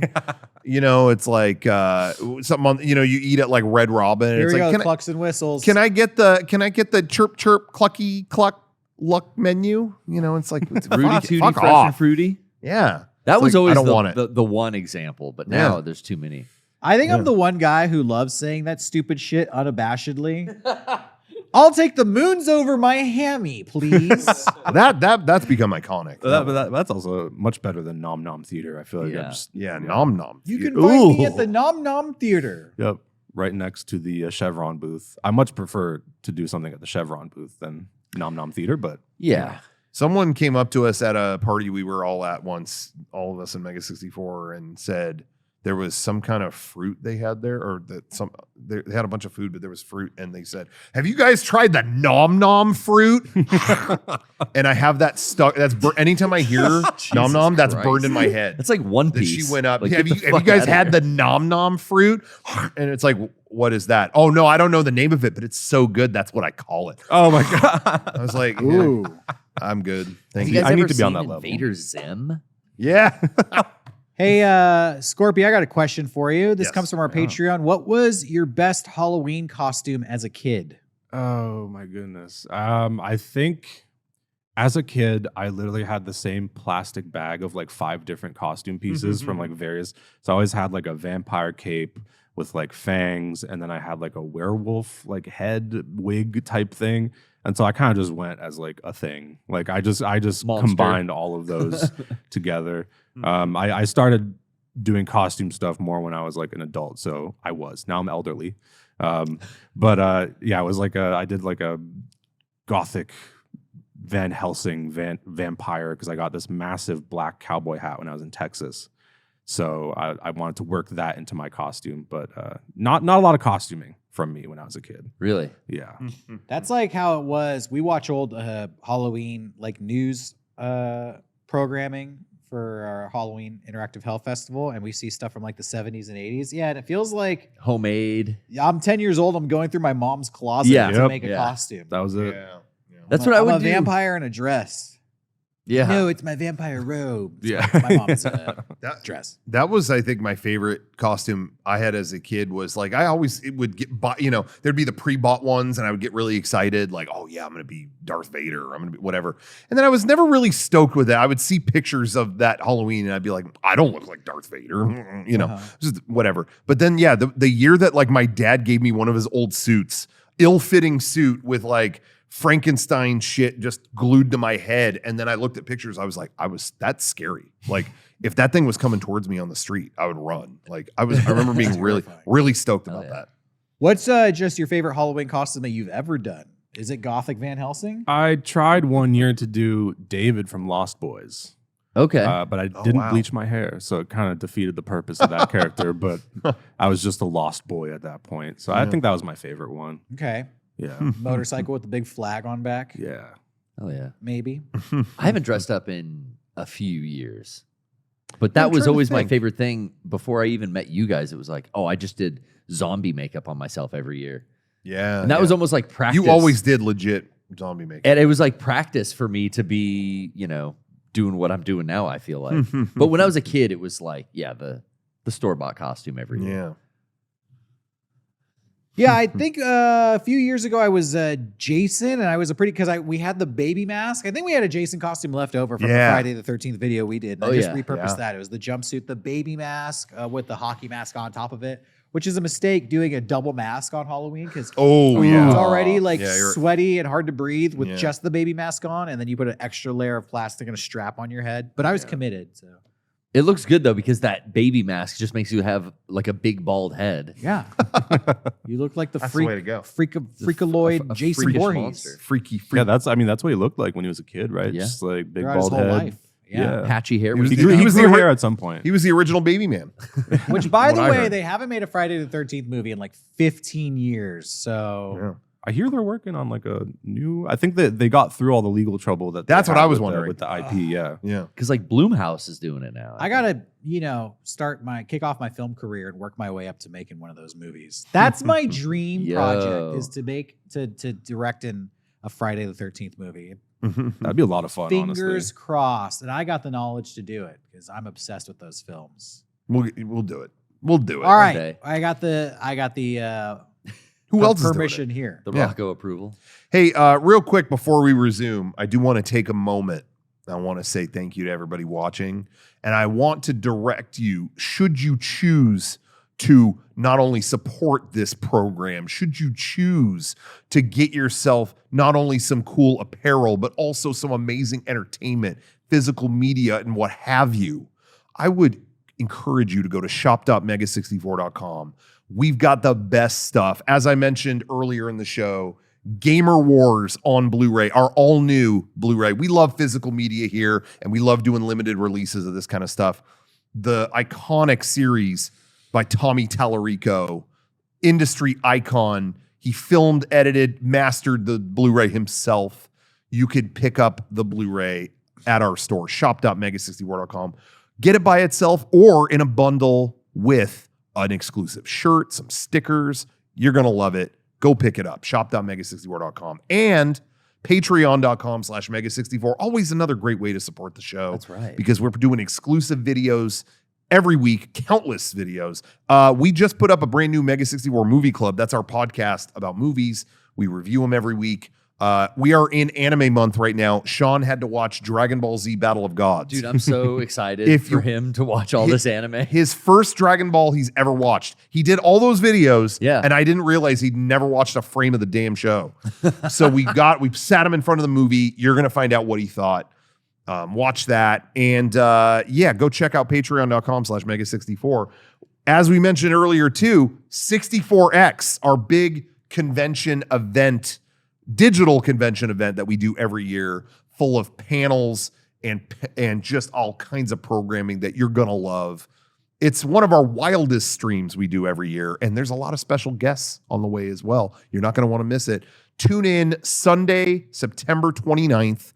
You can watch it twitch.tv/Mega64 podcast or at our YouTube channel. Just look up Mega64. We'll be streaming it on both starting at noon that day. You're not going to want to miss it. Trust me. Some prizes in store. And as you also mentioned earlier, we also have a special program on Monday in LA, Mega 64 Movie Night in Los Angeles, screening a ton of rare and unseen material at the Lodge Room in LA. You can get tickets and VIP and stuff in the info below. So go check out all that stuff. So many things happening in our calendar right now.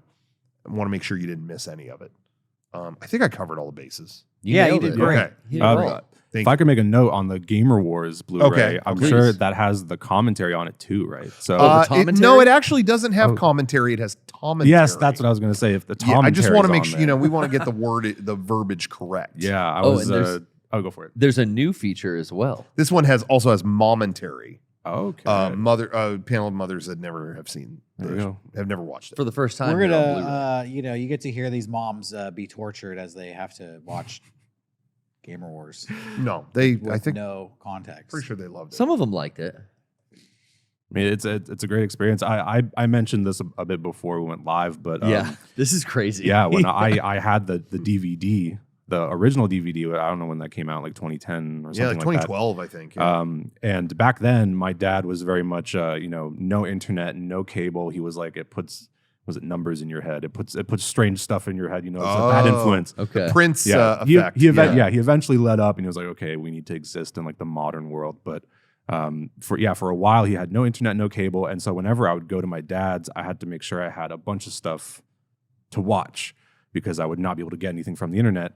And there was one time where I went for 2 or 3 weeks and I brought that DVD. And so for about 2 or 3 weeks straight, I just watched through Gamer Wars and then the commentary for each one. Oh, man. And that's honestly, when people ask like, okay, what are like the top 5 things that inspired how you edit? It's like Trash Humpers by Harmony Korine. Oh, hell yeah. And then Gamer Wars 1.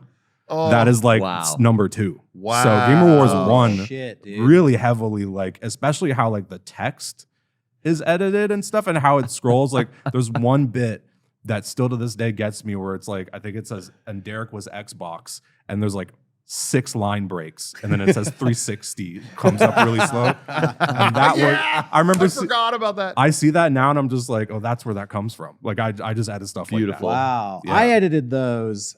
So thank you. I mean, what an honor to hear that. Yeah, that was we filmed those, and then it was kind of like, hey, Derrick, you can do whatever you want. And I would just sit there, and then I was always like, is this too long? And I'd show, I was always afraid, like, am I editing this too long? And every time people were like, no, this is funny. And so they just got longer and longer. Yeah.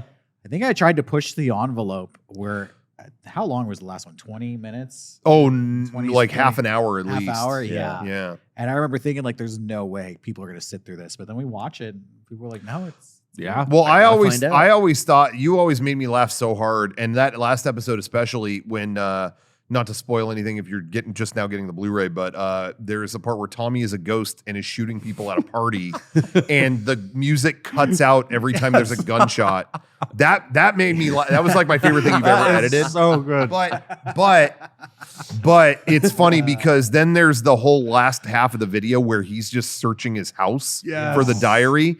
That was where you lost Sean. I remember specifically him going, okay, because he wasn't there for something was going on with him. I think maybe he had a kid. It was like when he had one of his kids. Yeah. And he wasn't around. And you and I were just cracking each other. I was watching you do that and dying. And then we showed it to him. And I remember he was like, okay, guys. Okay. Yeah, I don't know. That was where it's like, oh, we finally lost someone. But we kept it. Can I say the philosophy behind that is, me personally, I don't typically enjoy stuff that is edited to be like purposely bad or broken. When stuff like goes wrong, I don't really like that style of humor. So, but that was the point of doing it with Gamer Wars. So I felt like everything that went wrong had some kind of fucked up bad logic to it. That, yeah, this doesn't make sense, but it should feel like it makes sense to the person who made it. Like they did this for a reason. Yeah. And even if like the audio is going out of sync and there's no reason for that, I at least wanted it to seem like the person was trying to fix the issue. So, sometimes it would cut and you would think it was going to be back in sync, but it was still out of sync. But it was like, well, why'd you cut it? It was like, because he was trying to fix the issue and he just failed to do it. But there's an intention here. Honestly, I think that's why that hits, because if you're just watching something that's edited to look like it's just messed up, I feel like when you're making something, if you have an intention behind it, that will go into what you're making. So like people will catch on to it when they see, even if they don't even really realize it. Yeah. And that's why I think it works with Gamer Wars, because like like especially when you're shooting the gun and the audio cuts out, that could very easily just be like someone just put a track on the wrong thing. And like it works. I called this. We talked about this kind of thing a couple weeks ago. I called it editing in character. I think if you edit in character, it can work. Because sometimes, because like a lot of times, Derrick, I'll be editing something. I do like to have fucked up editing a lot of times where it's like it is breaking. That's definitely sometimes something we go back and forth on. Like, okay, maybe you don't need that. All right. But I do like to keep it's in the logic of how, we did a Todd and Aaron video a couple of years ago where I made a behind the scenes video and I really tried to edit it like one of them did it. Yeah. So it was messed up, but then it would like go to a picture of Gears of War. It would go to a picture of like some babe eating a burger. It would go, because I thought like, well, Todd or Aaron would add that to be cool. This is like your coworker at Chili's thinking he made a cool video, I never wanted Gamer Wars. I never wanted it to be purposely bad. I wanted it to feel like, it was Tommy editing it, right? And so I wanted to feel like he wanted to make it good. He just didn't have the skill to accomplish that. So he did the best he could. And it's really fucking bad. Which I think, was just another slap in the face. I think that comes through perfectly. Thank you. Well, thank you for the endorsement. And it's available on Blu-ray now if you want to check it out and watch it for yourself. Is there anything do you have any kind of philosophy like that with like the stuff that you make? Is there anything, is there a vibe or something specific that you're going for when you make your stuff that maybe you don't get to talk about? You know what I mean? Like no one, it's like, oh, no one asked me about this, but this is the important thing, sometimes. I mean, I use a lot of like analog gear and a lot of the work that I do. So a lot of the time I'm going back and forth between the computer and like a VHS tape. When and I've talked about this a little bit, but like a lot of people are just like, how do you do that? And I'm literally just like, I have an HDMI to RCA, put that onto the tape. But then when it's onto the tape, a lot of people will just take it and then put it back. But there's a lot of stuff you can do with that. Oh, okay. Because you have the physical tape. So I would just do stuff like put salt on it or something like that. See what happens. That's great. Put like, I don't know, like put like rub an eraser on it or something to see what happens, crumple it up just to get like certain effects. If you open up a VCR, it's just pretty easy. Just take the lid off, unscrew it. There's like certain things that you could even touch that makes like the audio really wobbly. That makes it sound like some old thing. And that's not really stuff that you could recreate very authentically with like After Effects. There's like packs and stuff, but there's something very unique about that process. So you're glitching video by physically touching the mechanisms on the tape while it's moving through the machine. How many VCRs do you have? I have 10. Okay. I have 10 that I use. Wow. I have 3 VCRs and I've thought of opening them up and I'm like, I'm going to break this. And then I'm only have 2 left. Kind of treasure them. They're worth like $10. I've trashed so many VCRs. They're coming back into style. Yeah. They're hard to track down. They're more expensive now. Yeah, we were gonna say that's what I think we've been having kind of issues with that where it's like, oh, these are like getting harder to get. To be fair, the main one that I use, I did pay $40 for, and then the other 2 I got for like $12 at a thrift store. Yeah, so those are the ones that you can like. The $12 one, you could just do whatever you want with it, burn it, explode it, and it'll look cool. It wasn't that long ago. Even I can't remember what year, but I remember searching Walmart's website and they still sold VHS DVD combo decks. Yes, those are still for there. not that much. Now they don't, but like maybe 5 years ago, you searched their website and went real deep. It's like, oh, they're still selling them, and it's not some random seller. It's Walmart. You can actually do in-store pickup and all that stuff, and I did that. And so that's what's in, I think, my office right now is like, I still have a pretty pristine deck, but I don't want to mess it up. I got one of those from the thrift store. That was $12. Oh, yeah. And then they still sell the controllers for those. Yeah, the remotes. The remotes on like Amazon or maybe Universal remote eBay. stuff. eBay is where I get the remotes. There's something really special about the ones that you get secondhand because they're obviously used. And with VCRs, it always accumulates like dirt over time that you use it. Yeah. And so I have like 10 because one VCR will have a certain effect when I record onto it. Awesome. It looks different. It's very janky. Both are very janky, but like they're janky in very different ways. Like one of them, the audio is just like pitched up for no reason. Stuff like that. That's awesome. So I have like a bunch of, because what I like about VCRs too, and a lot of analog stuff, is that you really have no control over the result. Like you're kind of like leaving it up to the physics of like the actual you kind of get what you get. Yeah. And a lot of the time you can't physically make it look a certain way. Yeah. It's not in your control, and I find that really interesting. Yeah. Another thing that I've been doing, not only VCRs, but I've been collecting camcorders Yes. from thrift stores. And I got a JVC camcorder from like 1996. Was able to track down the tapes, the battery, and the plug Wow. That's from rare. eBay. So this thing is like fully up and running. And then like you, I have a RCA to USB, so I can put it in the computer and recapture it. it.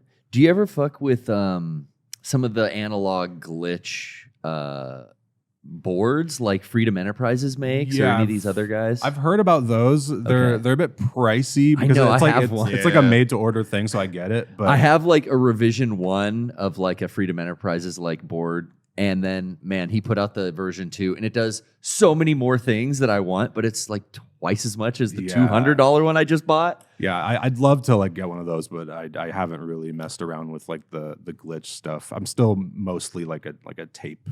Okay, cool. Yeah, Very yeah. interesting. That stuff's cool, but yeah, it is expensive, and it's all like custom ordered. So it's like put your name in the list, and maybe in like 8 months, he'll take your deposit, and then they'll send it to you. And it looks super cool. It's super the sick. stuff you can do is almost too much. You can like degrade the video to a point where it's like, this is unwatchable. But if you kind of like, I felt like subtlety is the key with a lot of that stuff. But that stuff's really cool. We believed in the analog aesthetic so much that when we did a video, I mean, I think actually it's like 10 years ago at this point, but we did a video with Ken Kutaragi, in San Francisco, called Kutaragi's Way. And we shot all the other scenes without him in it, but then we flew up to San Francisco, and then we were gonna have to shoot with him and then edit it there and give it to, they were gonna play it at the award show that night. And we actually had to bring a big ass VHS with us, and we like tried to carry it on the plane. I mean, it went through security, and they were like, Are you joking? Sure? Like this, you're guys, come on.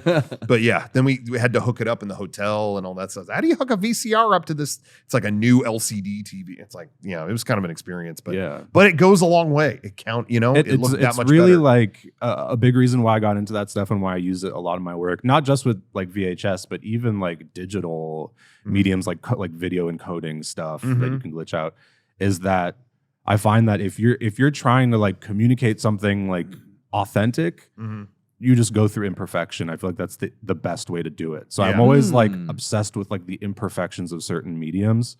And so, for example, like with a VHS tape, like the fact that it's so unstable, for me is like you can't recreate that. And when you're watching that, like it feels real. Yeah, and an interesting thing that I remember, that was around the time I was getting into analog stuff, was the video sequence erase.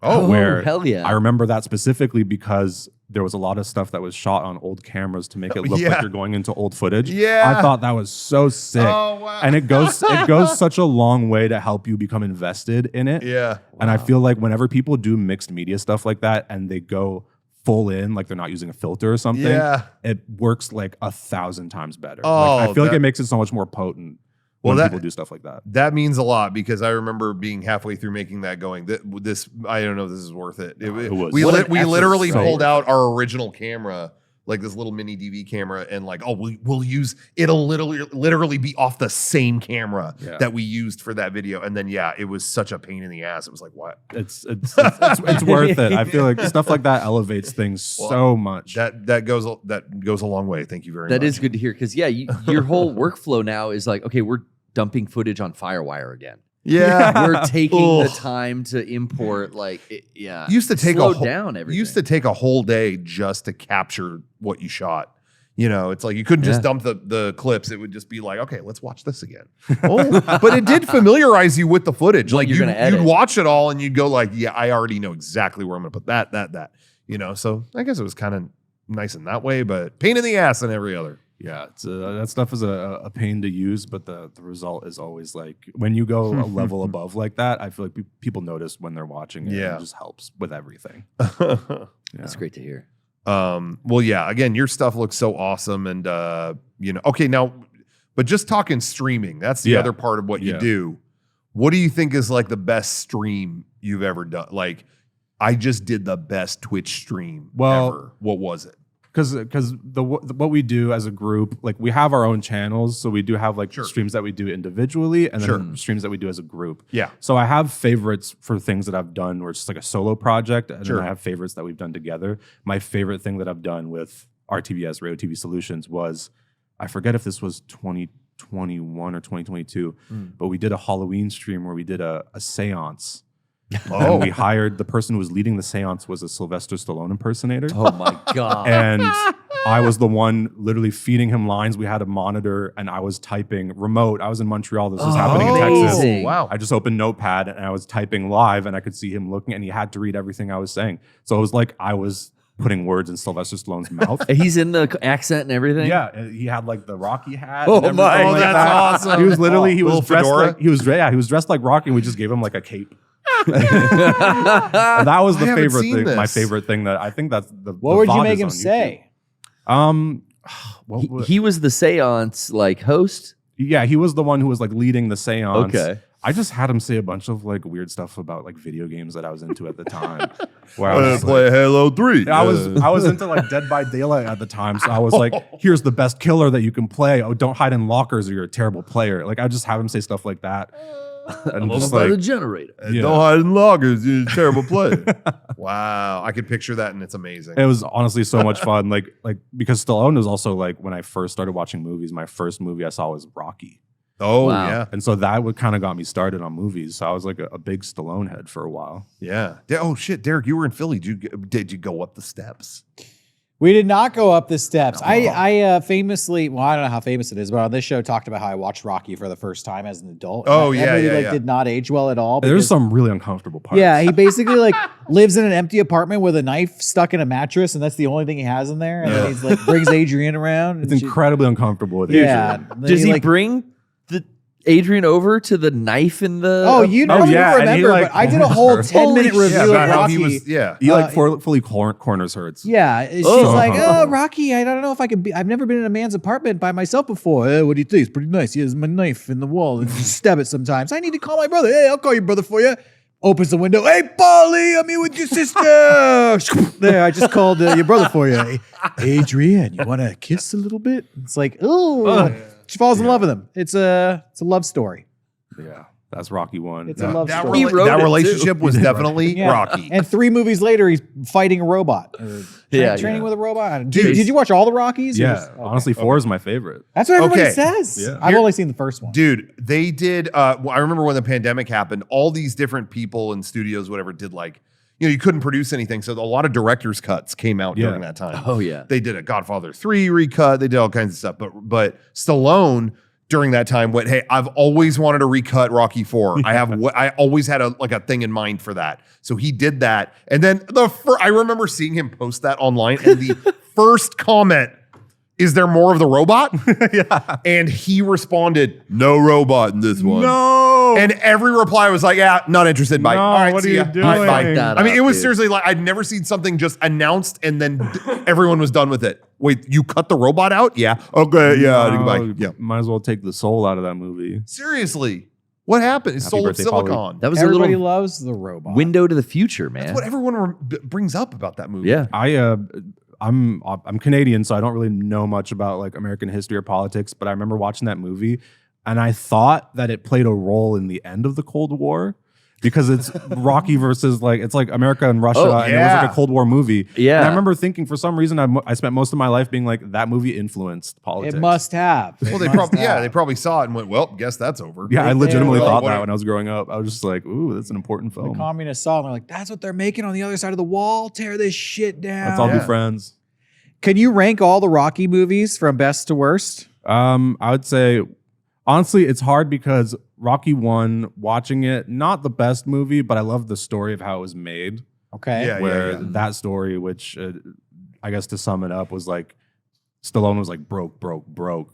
And he was trying to sell the script and they offered him like $500,000 and he was still turning it down because he wanted to star in it. Right. Oh, Because he was like, yeah. if it gets Yeah. big and I'm not in the movie, I'll hate that's gonna myself. suck. Yeah, Yeah. exactly. So I do love that story. But I think it's like Rocky 4, Rocky Balboa. Balboa's underrated. I love Balboa. It's so good. Which one is that? That's 6. That was like he stopped. That was after 5. He stopped for like 10 years. His I think. comeback movie. Yeah. Okay. I really love that one. Honestly, like it has Totally such agree. a good vibe. Like it has a very specific. It has its own like identity. Yeah. Compared to the other Rockies. Rocky 3 because Hulk Hogan is in it. Yeah. 2 and then 1.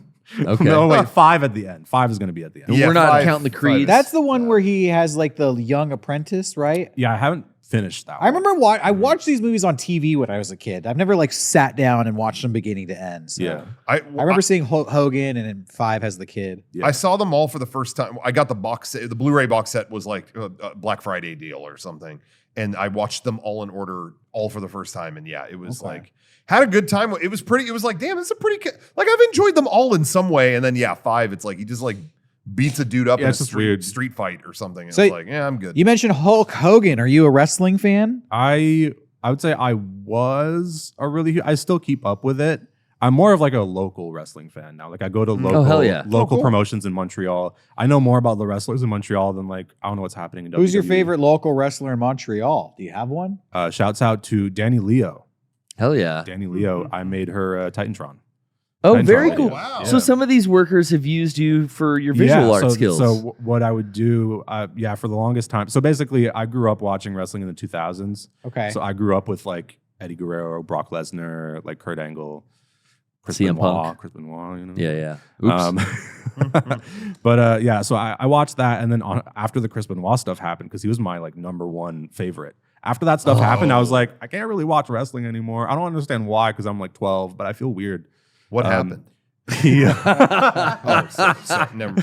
All right. Never. I'll tell you later. Okay. Yeah. That's fine. So I kind of dropped off, and I never really got back into like watching wrestling weekly. But when I was growing up, when I went through like university and stuff, and I started figuring out like what I want to make and how I want to make it, I started just filming concerts and doing like edits of like concerts. And so I started like filming live events and stuff like that. And then eventually I was like, why don't I just do film like a wrestling show? So I started hitting up local promotions, being like, I'll film your stuff for free and give you like an edit, like a 1-minute edit or something like that, like a recap. And so that's how I started getting back into like wrestling and like the local promotions and Okay. like meeting the wrestlers. What was that promotion you were doing recaps for? It was a promotion called IWS. Okay. Up there It in was Montreal. Like, it was like, I don't want to say not Insane Wrestling Syndicate. It was like International Wrestling Syndicate or something like that. Okay. They're not around anymore? No, they're still there. Still kicking. Still going strong. Oh, yeah, dude. I love sometimes there's a wrestling promotion, and their name has nothing to do with wrestling, but ramps up how crazy and fucked up they are. Yeah. It's like, CFW, crazy fucked up wrestling. Love those guys. Yeah. So I frequent like the local promotions, and I kind of still I'm like just through osmosis I'm aware of what's happening in wrestling, but I usually tune into like the Royal Rumble and like WrestleMania just Sure. for fun. Yeah. I'm not really up to date on like AEW and all that stuff, but yeah. I think watching it when you're 12 is when it's the most important, because that's when you start it's like, I don't know. People say this is not real, but I watch it. It looks real. I I don't really understand how it's not real. I remember being confused. I was seeing Brock Lesnar punching Kurt Angle, and I'm like, why isn't he bleeding yet? I was just like, how is he not bleeding? And I went through like those stages of figuring out it's fake. And then I went through those stages of figuring out like, oh, this is what like suspension of disbelief is. Like, Yeah. I understand now why I like this, because I can think of it in that way. Did you play wrestling video games back then? I played every single one. Nice. Do you have a favorite? Day of Reckoning on GameCube. Okay. Yeah, I don't think I that is played my that one. favorite. Is that a WCW one? That's a WWE game. WWE. There was a point in Day of time where Reckoning. they were releasing a different game on each platform. So PS2 had its own WWE game, Xbox had its own, and GameCube, and they were all different titles and different like menus and stuff. It was a very strange era. Wow, they wouldn't do that now. Yeah, and they all had know. different gameplay too. They were not the same games. Wow. It was didn't very realize interesting. this. Yeah, they Wow. weren't just ports. They were like completely original games. Yeah. But the same Obviously, I'm rosters. just a little older than you, so I would think I was the earlier generation, because I used to play the shit out of WWE Warzone on Yeah. PlayStation 1 and then Attitude on Dreamcast, which is basically the same game, but just a little bit better. Yeah, I didn't start playing wrestling games until like the GameCube PS2 era, but I remember going back and checking out No Mercy on N64. Yeah. That one's considered like a classic. That's everyone's but, yeah. favorite. But yeah, Day of Reckoning on GameCube. I love that game. Do you play any of the Nice. current? I pop in and out, but I'm not like a simulation fan, and they're Gotcha. mostly simulation now. Mm. I was into like how weirdly not arcadey. Some of them were arcadey in the past, but I was just into how like they had like their own branding and identity that wasn't like a WWE. They weren't trying to replicate the presentation of a WWE show. Yeah. They had like their own like unique menus, and I remember being like, why does the menu look like this? It's so weird, and like there's like metal and like gold all over it. And, like, yeah. The only wrestling game I ever played in my entire life, on my own. I mean, I played some with you guys, like we did a stream and I would jump in, whatever. But on my own that I had at home was that NES WWF game.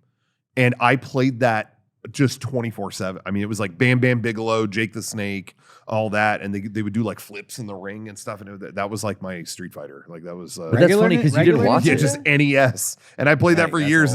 And so people would always ask like, oh, what, you like any of the wrestling games? And I tell them that one. It's like, yeah, I have a PS2. Like, what are you talking about? But man, I love that game. Even right now, I'm like, oh, I got to go back and play that. It's like, you like Madden? No, I mean, 10-yard fight was dope, but what's Madden like? What's Madden? Madden, what is that? Hey, a lot of people on our Patreon, speaking of video games, a lot of people want to know the reaction to Pirate Yakuza trailer. I don't know if you guys had a chance to see that. I have no idea what that is. They announced last night, well, it was like 3 a.m. that this announcement went out global, but there is a new Yakuza. They've done this before where they'll do mainline games and they'll do like spin-off games. They'll do one that's like, oh, it's set in feudal Japan. Dude, there was a zombie one. Yeah, there was a zombie one. Dead Souls.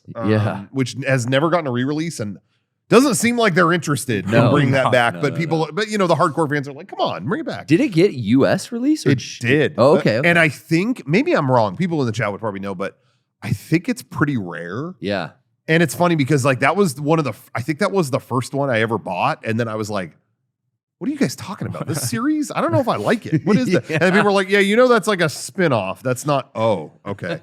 Then later I fell in love with them. But anyway, so yeah, they announced a new one. No one saw this coming, and it is a pirate Yakuza game. I don't remember the exact name of it though.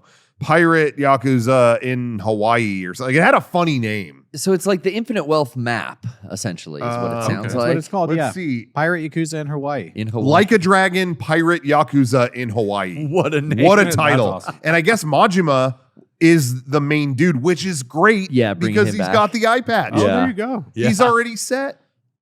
Need to give him a hat.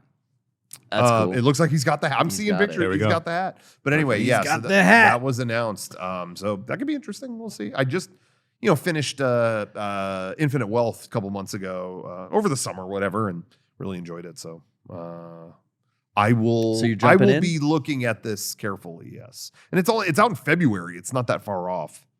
So cool. Yeah, I know Tokyo Game Show. I think that's this. Is that this weekend? I think that's this weekend.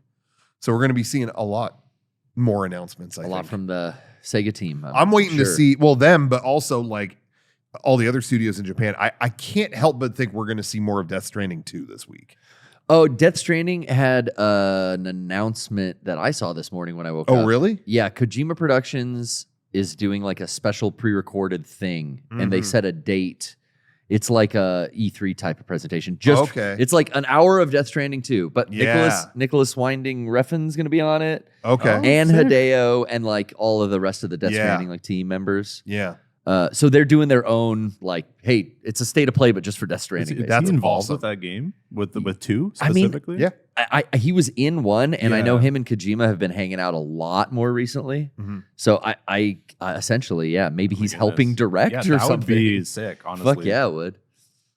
So yeah, everyone's kind of waiting to see what happens with that. But so that I'm very excited. And they even showed the booth layout.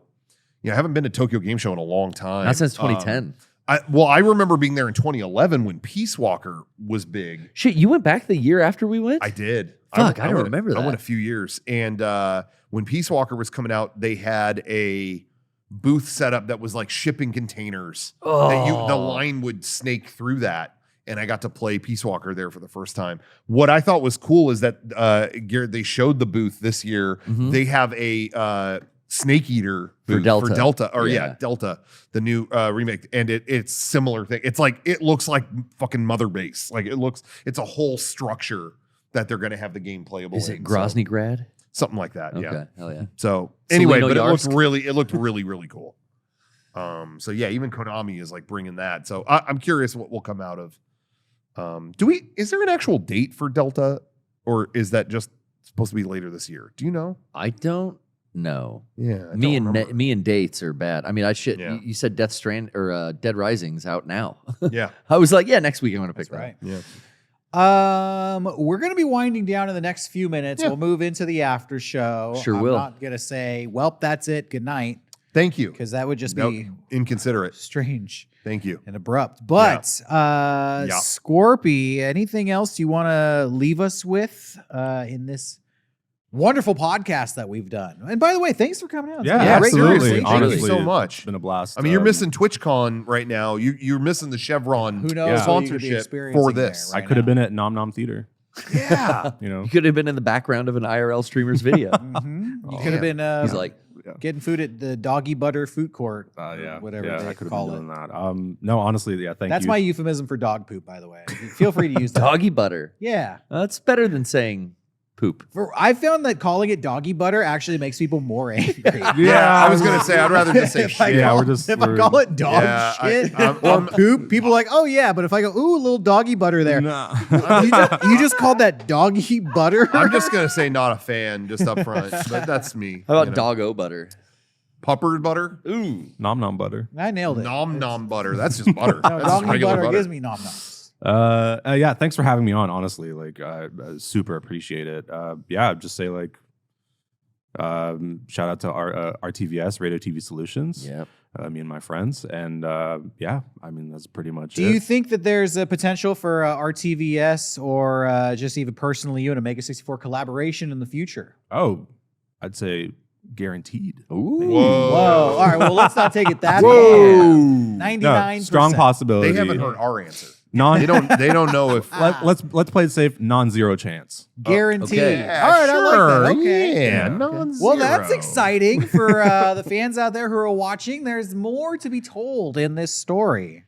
One of the questions we have from Patreon for you specifically, are you familiar with our In 5 Minutes series? Yeah. If you could control Mega64, what would you like to see captured in 5 minutes? I'm trying to think. It would have to be something like somewhat long running. I mean, it could be like a movie or something, or like a game. Mhm. Oh, I'd have to think. That's hard. Yeah, Maybe Sean's like always Rocky in 5 minutes. Yeah, I mean, rocking 5 Rocking minutes. in 5 minutes would be, you know. Sean's always pushing for Romance. what's that Frasier show? Yeah, well, we're not doing that. Let's Yeah, just it's not get gonna that out of the way. He That's literally, never he happening. wants to do like 14 seasons of Frasier in 5 minutes.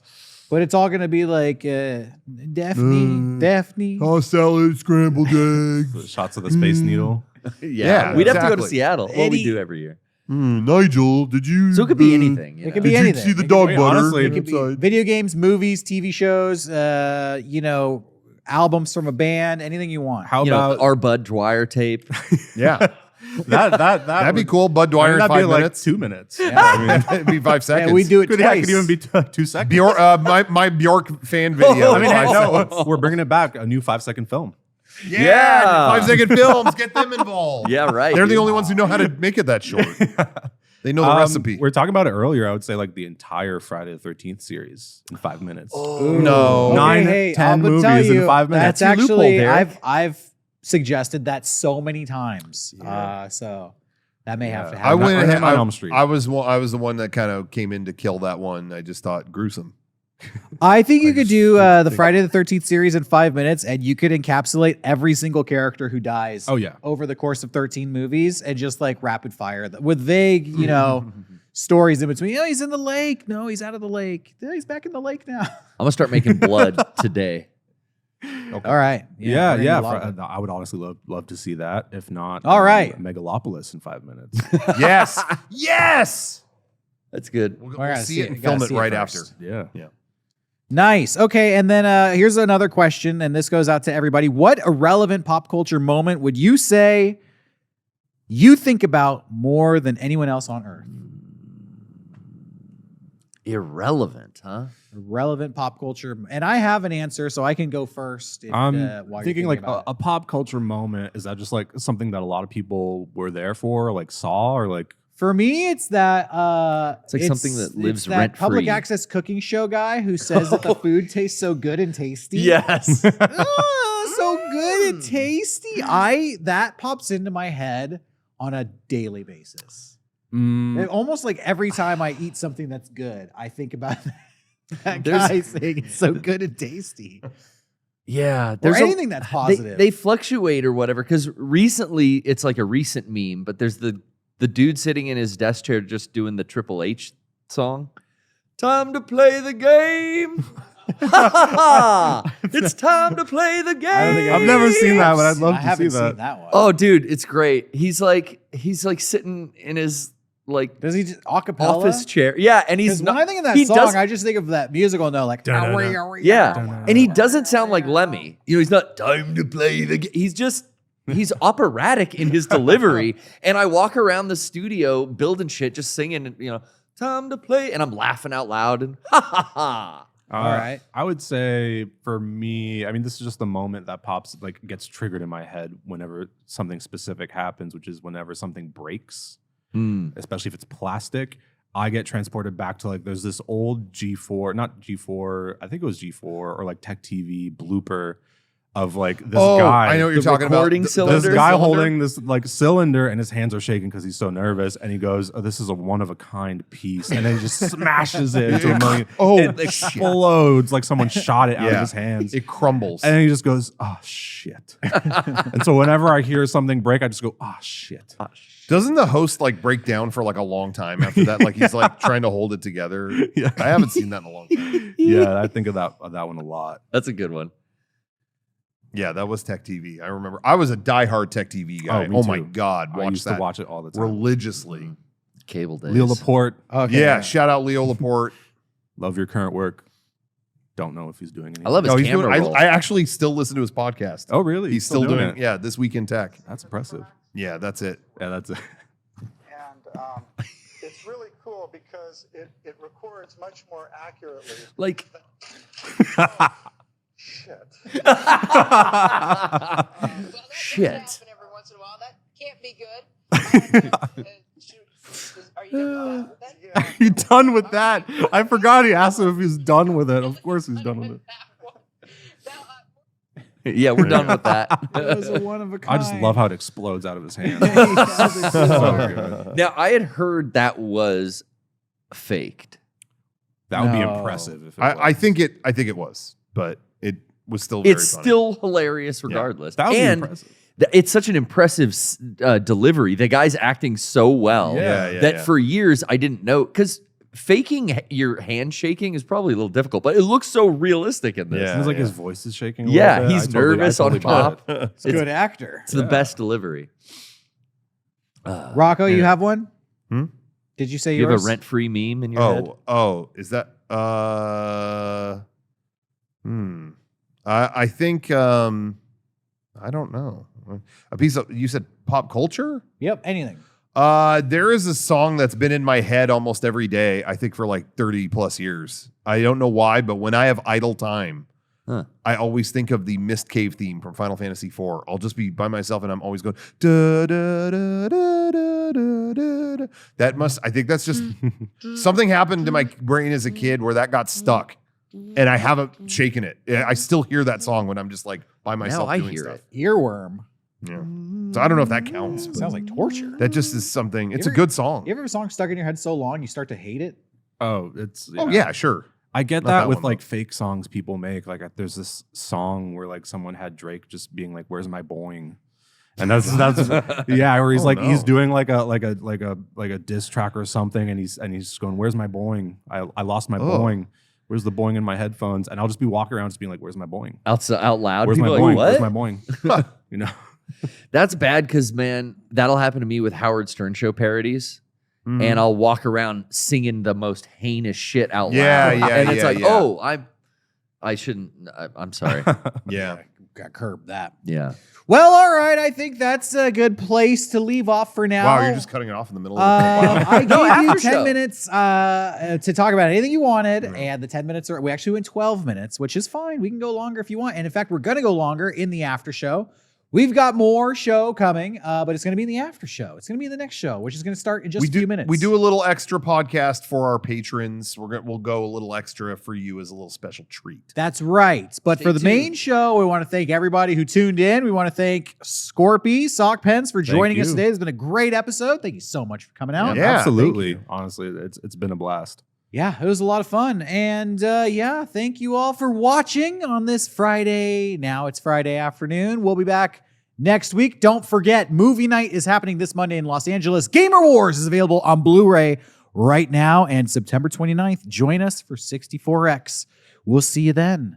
Bye-bye.